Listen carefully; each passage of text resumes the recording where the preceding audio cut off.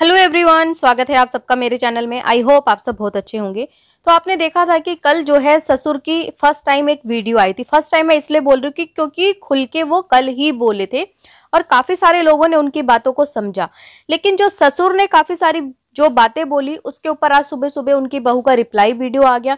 क्योंकि ये तो देखो होना ही था, सबको पता है, या तो वो लाइव आएंगी या फिर वो एक वीडियो लेके आएंगी। क्योंकि 2-3 दिन से उनके व्लॉग्स भी नहीं आ रहे थे और उनके लिए तो भाई एक अच्छा मौका भी है कि उनको एक कंटेंट भी मिल गया कंट्रोवर्सी का, क्योंकि कंट्रोवर्सी से ही व्यूज आते हैं। चलिए बात करते हैं इस मुद्दे पे। अब मुद्दा एक ये था, प्रॉपर्टी। अब कल अंकल ने क्या बोला था और उसको बहू ने कैसे प्रेजेंट किया अपनी वीडियो में, वो बिल्कुल ही अलग है। अंकल ने ये बोला था कि मेरी जो प्रॉपर्टी है वो दोनों की दोनों जो मेरी पोतियां हैं उनकी है। फिर उसके बाद उन्होंने ये बोला था कि आजकल कोई भी बिना किसी स्वार्थ के कोई किसी की सेवा नहीं करता है, कोई भी किसी का काम नहीं करता है। तो ये बात बिल्कुल सच है, इस चीज को मैं भी मानती हूँ कि बिना किसी स्वार्थ के कोई क्यों सेवा करेगा। और अगर कोई बिना किसी स्वार्थ के कोई सेवा करता भी है ना, तो जो इंसान सेवा करवाता है तो उसका भी एक थोड़ा सा एक राइट बनता है कि भाई उसको कुछ ना कुछ दिया जाए। जैसे बदले में अगर कोई हमारा पड़ोसी भी है, वो अगर हमारी हेल्प करता है तो कल को हमारा भी एक हाथ हो जाता है या हमारा भी एक हक बनता है कि हाँ, हम भी जाके उसकी हेल्प करें अगर वो कभी दुखी है। तो इसी तरीके से अंकल ने बोला था कि भाई कुछ अगर प्रॉपर्टी जो मेरी होगी, जो लास्ट टाइम में मेरी सेवा करेगा मैं उसको दूंगा।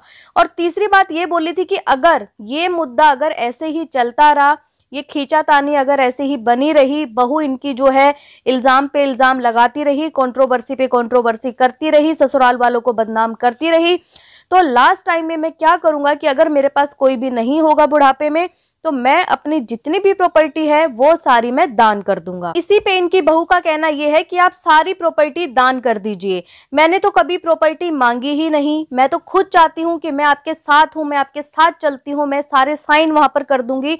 एक तरफ से ये कहती है मैंने प्रॉपर्टी मांगी नहीं, तो भाई प्रॉपर्टी के कागज इनके पास आए। दूसरी बात ये कि ये डीलर के पास ये जाती हैं इस प्रॉपर्टी के बारे में पूछने के लिए कि ये जो मथुरा वाला विला है ये कैसे कैसे सेल होगा, कैसे क्या है, इसमें कितने का रेट है, ये वो। और जो डीलर है वो फोन करता है इनके ससुर को, कैसे ऐसे आपकी बहू आई थी। अब ससुर ने भी बोल दिया कि जो वो करना चाहती है भाई आप कर दो, हमें उसमें कोई दिक्कत नहीं है। तो इतनी सारी चीजें तो हो रही हैं और प्रॉपर्टी की बात तो ससुर ने अब बताई है। आपने तो पहले से इतने टाइम से आप प्रॉपर्टी अगर कोई भी इंसान उनके पास रहने आ जाता है या कोई भी अगर वो बीमार है उनको डॉक्टर के पास ले जाता है, पड़ोसी अगर आपके घर आ जाता है, उस डॉगी को अगर कोई नहला देता है, अंशु अगर 3-4 दिन के लिए रुकने आ गई, तो इनको जो है सिर्फ और सिर्फ एक ही बात याद आती थी कि ये सभी लोग जो हैं प्रॉपर्टी खाने के लिए बैठे हैं, ये लोग जो हैं पूरी प्रॉपर्टी हड़प लेंगे। मतलब प्रॉपर्टी को लेके सबसे ज्यादा टेंशन और सारी जो चिंता है वो तो इन्हीं के अंदर थी। अपनी ही कही हुई बातों से इतना ज्यादा ये मुकर जाती हैं, इनको खुद नहीं पता चलता कि ये क्या बोल के गई हैं। इतनी सारी लाइव में, इतनी सारी वीडियो में, एक वीडियो इन्होंने 25 मिनट की बनाई थी, आप पूरी वीडियो देख लेना, उसमें पूरी वीडियो में प्रॉपर्टी यही सब था, इसके अलावा कुछ उसमें था ही नहीं। आगे इन्होंने बात की राजवीर भैया के बारे में कि आपको अपने बेटे के लिए याद आ गई, अच्छा हुआ। और देखो वो जो फलका दीदी है ना, वो अभी आपको कुछ जो भी प्रोसेस बता रही है आप जाके उसे करो। तो भाई वो क्यों करें, वो क्यों करें, सबसे बड़ा सवाल तो ये है। उन्होंने सिर्फ और सिर्फ हामी भरी है कि मैं पैसे दे दूंगा, उन्होंने ये नहीं कहा कि मैं धक्के खाते हुए फिरूंगा या मैं इधर जाऊंगा उधर जाऊंगा, क्योंकि वो खुद सर्विस करते हैं। वो मेरे ख्याल से घर पे खाली तो बैठे नहीं होते कि हाँ कोई उनको बोलेगा जाओ ऐसे करो, वो भाग के चले गए अपना काम छोड़ के। तो भाई तुम्हारा राइट तो तुम्हारा भी बनता है, तुम उसकी वाइफ हो, पूरा राइट बनता है तुम्हारा। क्योंकि फर्स्ट टाइम जब उनके साथ ये घटना घटी थी तो सबसे पहले ये इनकी वाइफ मतलब राजवीर भैया की और उनके ससुराल वाले वहां पर पहुंचे थे। अभी भी ये इस बात को घुमा फिरा के जो है अंकल के ऊपर डाला जा रहा है कि वो सब चीजें करें, अब आप पीछे मत हटना, ये मत हटना। तो भाई अगर वो पीछे हट जाएंगे, मैं कहती हूँ, तो आप तो खड़ी हो, आप तो खड़ी हो, आप क्यों नहीं न्याय मांग रही हो न्याय की देवी से। न्याय की देवी के साथ जाओ, जहां भी जाना है FIR करवाओ केस में, जहां भी मतलब चक्कर लगेंगे, चाहे कितने ही चक्कर लगे, आप जाओ, आप न्याय दिलवाओ उस चीज में।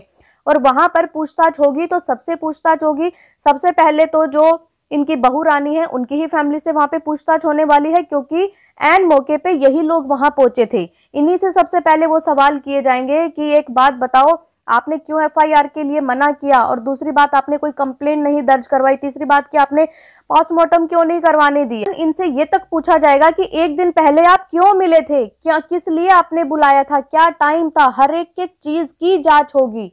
उनके घर भी जांच होगी तो इनके घर भी जांच होगी, ऐसा नहीं कि उनके घर जांच नहीं होगी, एक एक चीज की उनके घर जांच होगी।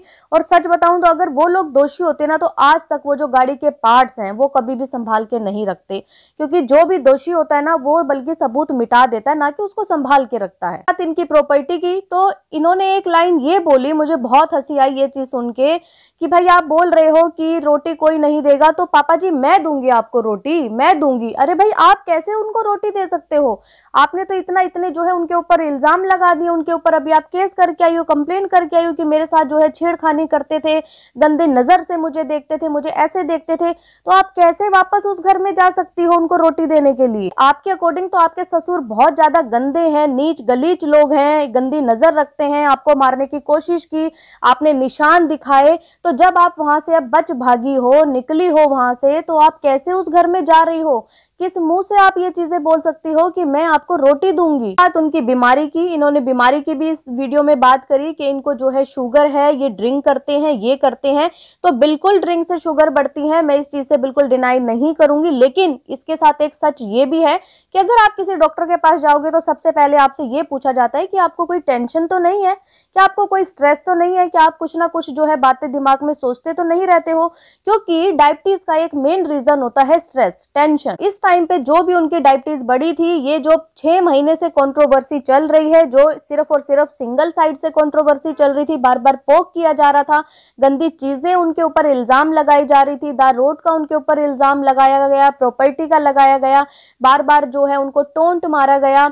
और जलने वाली बात तो मतलब जेलसी, यार कितनी जेलसी, उनके पास रहने दो ना। कल भी वो लोग हाथ जोड़ के वो गए हैं कि भाई हमें बख्श दो, हमें जो है चैन से जी लेने दो, मैं बहुत ज्यादा वैसे ही परेशान हूँ। मतलब कल सीरियसली जब मैंने अंकल की वो वाली एक लाइन सुनी कि संपत्ति के ऊपर जो है इतनी सारी बातें उठ रही हैं, तो मेरे जो 2 बेटे थे वही मेरी संपत्ति थी, इससे बढ़ के किसी माँ बाप के लिए कोई संपत्ति नहीं हो सकती जिसके लिए बार बार हमें टॉर्चर किया जाता है, हमें परेशान किया जाता है।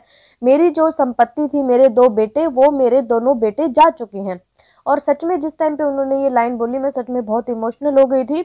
और इमोशनल होने के पीछे का एक रीजन ये भी है क्योंकि यहाँ पे काफी सारी ऑडियंस ऐसी है जो कि पेरेंट्स हैं, जिनके अपने भी बच्चे हैं। तो अपने ऊपर कभी सोच के देखो कि अगर आपके बच्चे को खरोच भी आ जाती है तो हमारी जान निकल जाती है। हमने तो अपने दोनों के दोनों इतने जवान हट्टे कट्टे बेटे तुम्हें दे दिए, फिर भी तुम्हें जो है उनके ऊपर दया नहीं आई, तरस नहीं आया जरा से भी।